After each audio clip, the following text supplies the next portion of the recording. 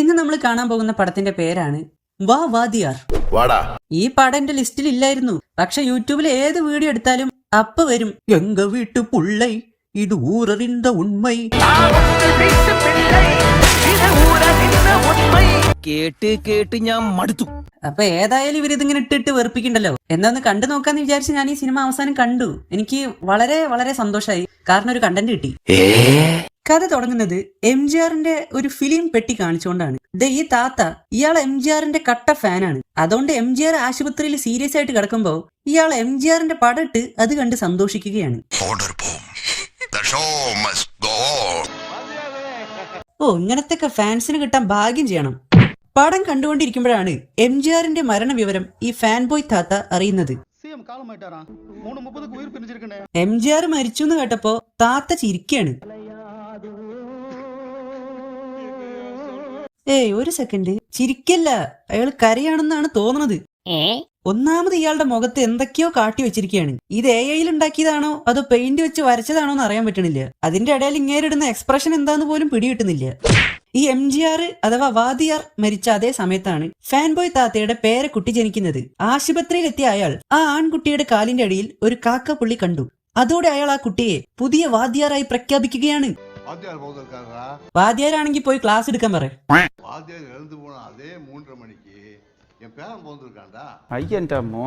എംജിആറിന്റെ കാലിന്റെ അടിയിൽ കാക്കാപ്പുള്ളി ഉണ്ടായിരുന്നു. അത് ഈ കുട്ടിക്കുണ്ട്. അതുകൊണ്ട് ഇയാള് എംജിആർ ആയിട്ട് പ്രഖ്യാപിച്ചു. അപ്പൊ കുട്ടിക്ക് 6 വിരലുണ്ടായിരുന്നെങ്കിൽ ഇയാള് കുട്ടിയെ ഹൃത്തിക് റോഷൻ ആയിട്ട് പ്രഖ്യാപിക്കോ? ആരാധകനായിക്കോ, അറിവുകെട്ടവനാവരുത്. അങ്ങനെ ഈ താത്ത എംജിആറിന്റെ സിനിമകൾ കാണിച്ചു കൊടുത്തും പിന്നെ ഇയാളുടെ കുറെ പൊട്ട ചിന്തകൾ അവന്റെ മനസ്സിലേക്ക് കുത്തിവെച്ചും അവനെ ഒരു ചിന്ന എംജിആർ ആയിട്ട് വളർത്തുകയാണ്. ചെക്കൻ അങ്ങോട്ട് വളർന്നു. രാമു എന്നാണ് ചെക്കന്റെ പേര്. എന്നാലും എംജിആറിന്റെ തനി പകർപ്പായിട്ടാണ് അവനെ താത്ത വളർത്തിയത്. എന്തിനാടാ ഈ കുഞ്ഞുങ്ങളുടെ ജീവിതത്തിലേക്ക് വാളംപുളി പിടിഞ്ഞൊഴിക്കണം? പരീക്ഷയ്ക്ക് കോപ്പി അടിക്കുന്ന കുട്ടിയെ രാമു തന്റെ ചാട്ടവാറ് കൊണ്ടൊക്കെ അടിക്കുകയാണ്.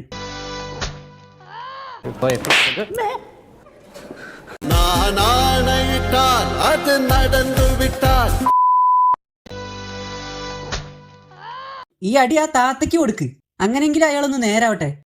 അതിനിടയ്ക്ക് ഒരു ദിവസം രാമു ഒരു ലോട്ടറി എടുക്കും. അതിൽ സെക്കൻഡ് പ്രൈസ് ആയ 50,000 രൂപ രാമുവിന് അടിക്കും. സന്തോഷം കൊണ്ട് ഈ ചെക്കൻ നേരെ താത്തയുടെ അടുത്ത് പോയി 50,000 അടിച്ച് വിവരം പറയും. ഒന്നും കാര്യമില്ല, അത് പോയി. അത് കേട്ട ഈ പന്ന താത്ത ഇങ്ങനെ പറയും, വാദ്യാര് പലതും പറഞ്ഞിട്ടുണ്ട്, അതിലേതാണ് നിങ്ങൾ ഉദ്ദേശിക്കുന്നത്? நம்ம உழைக்காத பணம் நமக்கு தேவையில்லை, இந்த பணம் வேண்டாம். உழைத்து வாழ வேண்டும், நாங்க அப்படி இல்ல, இந்த பணம் வேண்டாம். 4 காசு சம்பாதிக்கணும்னா சாவணும்.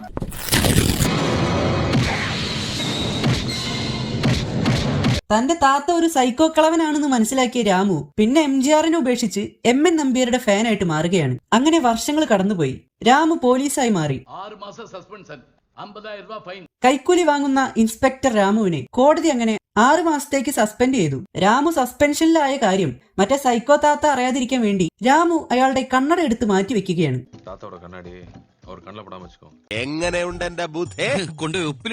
കഷത്തിന്റെ ഇടയിൽ ഇഷ്ടിക വെച്ച പോലെ നടക്കുന്ന ഇയാളാണ് നമ്മുടെ കഥയിലെ വില്ലൻ പെരിയസ്വാമി. പെരിയസ്വാമിയുടെ മകള് ഒരാളെ കാറിടിച്ചു കൊന്നു. ആ കേസിൽ രാമു അയാളെ സഹായിച്ചു. അതുകൊണ്ട് തന്നെ രാമുവിന്റെ സസ്പെൻഷൻ പിൻവലിക്കാൻ ഇയാളും സഹായിച്ചു. പക്ഷെ ഇത്തരം അനീതികൾക്കെതിരെ സംസാരിക്കുന്ന ഒരു പെൺകുട്ടി ആ നാട്ടിലുണ്ടായിരുന്നു. അവളുടെ പേരാണ് വു. എന്ത് പേരാടോ അതൊക്കെ, വു ചൂക്കൂ എന്നൊക്കെ പറഞ്ഞിട്ട്. വൂന് പ്രേതം ഭൂതം അതിനോടൊക്കെ സംസാരിക്കാനുള്ള കഴിവുണ്ടെന്നാണ് പറയുന്നത്. അതുകൊണ്ട് ഇപ്പൊ എന്താ? വൂനെ കണ്ടതും ഒലിപ്പിക്കാൻ വേണ്ടി രാമു അവളുടെ അടുത്തേക്ക് പോവുകയാണ്. അവിടെ വെച്ച് തനിക്ക് പ്രേതത്തിലും ഭൂതത്തിലൊന്നും വിശ്വാസമില്ലെന്ന് രാമു പറയും. അതിഷ്ടാവാത്ത വു മരിച്ചുപോയ രാമുവിന്റെ അമ്മൂമ്മയോട് സംസാരിക്കാൻ ശ്രമിക്കുകയാണ്. ഇങ്ങനെ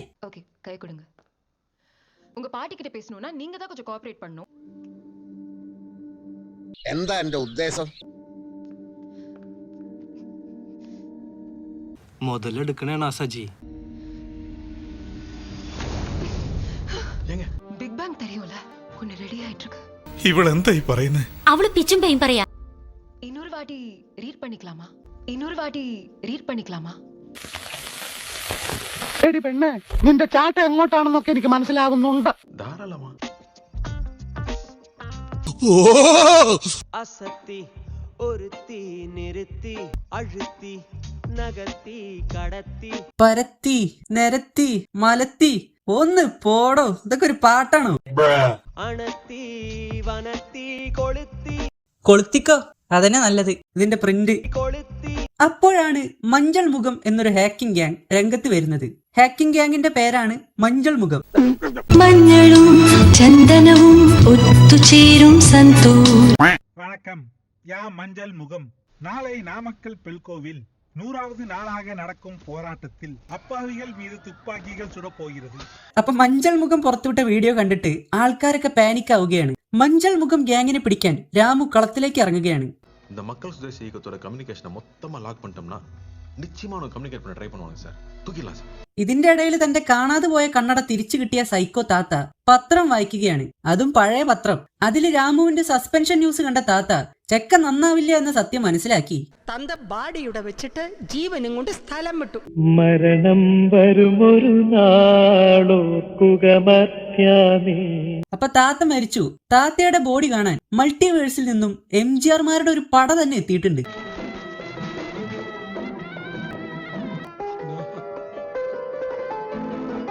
ഇതൊക്കെ കാണുമ്പോ ആൾക്കാർക്ക് സങ്കടം വരും എന്നാണ് ഇത് എഴുതി വിട്ട ആള് കരുതിയത്. പക്ഷെ ഇത് കാണുമ്പോ ചിരിയാണ് വരുന്നത്.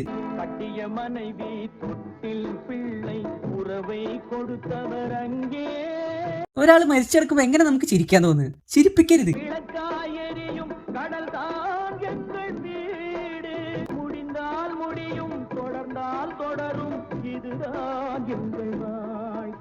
മരണ വീട്ടിലാണ് അയാളുടെ മിമിക്രി.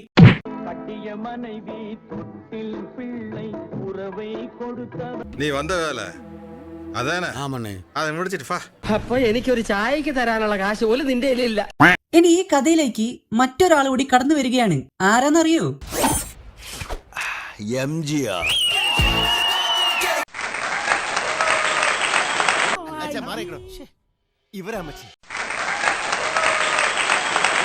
ചെക്കനെ കണ്ടില്ലേ?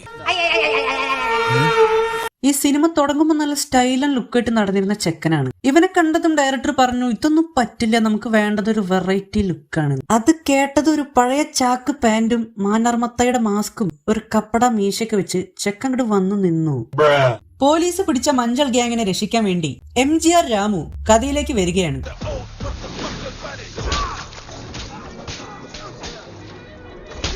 ഇവരിൽ ആരുടെ കയ്യിലും തോക്കൊന്നുമില്ല കേട്ടോ. ഇതൊക്കെ വിശ്വസിക്കുവോ? ഇയാളുടെ ചാട്ടവാറ കൊണ്ടുള്ള അടി കൊള്ളാൻ വേണ്ടി പോലീസുകാരൊക്കെ അങ്ങനെ നിന്നു കൊടുക്കുകയാണ്. പകല് മുഴുവൻ കൈക്കൂലി വാങ്ങി നടക്കുന്ന രാമു രാത്രി ആയാൽ MGR ആയിട്ട് മാറും. അങ്ങനെയാണ് ഈ പടത്തിൽ പറയണത്. ഉർവശി തിയേറ്റേഴ്സിന്റെ കോസ്റ്റ്യൂംസ് ഒക്കെ ഇട്ടിട്ടാണ് MGR രാത്രി ഇറങ്ങുന്നത്. എന്നിട്ട് റോട്ടിൽ കൂടെ പോണവരൊക്കെ വെറുതെ തല്ലാണ്. അങ്ങനെ രാമുവിന്റെ MGR ഇന്റർനെറ്റ് മൊത്തം ട്രെൻഡ് ആവുകയാണ്. ഇവിടെ നിങ്ങൾ ആലോചിക്കേണ്ട ഒരു കാര്യമുണ്ട്. ഇന്റർനെറ്റ് ഉള്ള ഈ കാലത്താണ് ഇതുപോലത്തെ ഒരു അപരാധം ഇവര് പടച്ചു വിട്ടേക്കണത്. എന്താണ് രാമുവിന് പറ്റിയത് എന്നറിയാൻ വേണ്ടി രാമുവും പിന്നെ ഈ വു അവളും കൂടെ ഒരു സൈക്കാട്രിസ്റ്റിനെ കാണാൻ പോവുകയാണ്.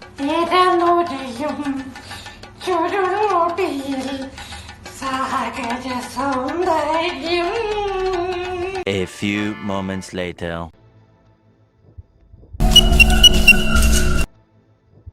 நான் 1 2 3 எண்ணி சொடக்கு போடு. വന്നു വന്നു വന്നു MGR വന്നു. டாக்டர் അല്ല, അറിയാത്തോണ്ട് ചോദിക്കുക. ഈ രാമു MGR ആയിട്ട് മാറുമ്പോ മുഖത്ത് മേക്കപ്പ് അതൊക്കെ എങ്ങനെയാണ് വരുന്നത്? തന്നെ വരൂ? நாடி பார்ப்பதும் சிலம்பத்தில் ஒரு அங்கம் தான். ഓ, ഇവളെ ഒരുത്തി എപ്പാ നോക്കിയാലും. ഇനി രാമുവും MGRും മാറി മാറി വരുന്ന ഒരു കിടിലൻ സീൻ. என்ன ராமு நலமா? வேறொரு சந்தர்ப்பத்தில் சந்திக்க வேண்டும் இருந்தேன். എന്തോന്ന്? நான் உதவத்தான் வந்திருக்கேன். என்னடா போனீங்க? ഉണക്കൊന്നും ഇല്ലേ? ഇത് സിനിമയായത് നന്നായി. നാടകമായിരുന്നെങ്കിൽ ഇതുപോലെ തന്നെ മാറി മാറി വന്നിണ്ടാവും. ചീഞ്ഞ മുട്ട. ഒടുവിൽ അനീതിയെ തോൽപ്പിച്ച് വാദ്യാർ എന്ന MGR ജനങ്ങളുടെ മനസ്സിൽ വലിയൊരു ഹീറോ ആയിട്ട് മാറുകയാണ്.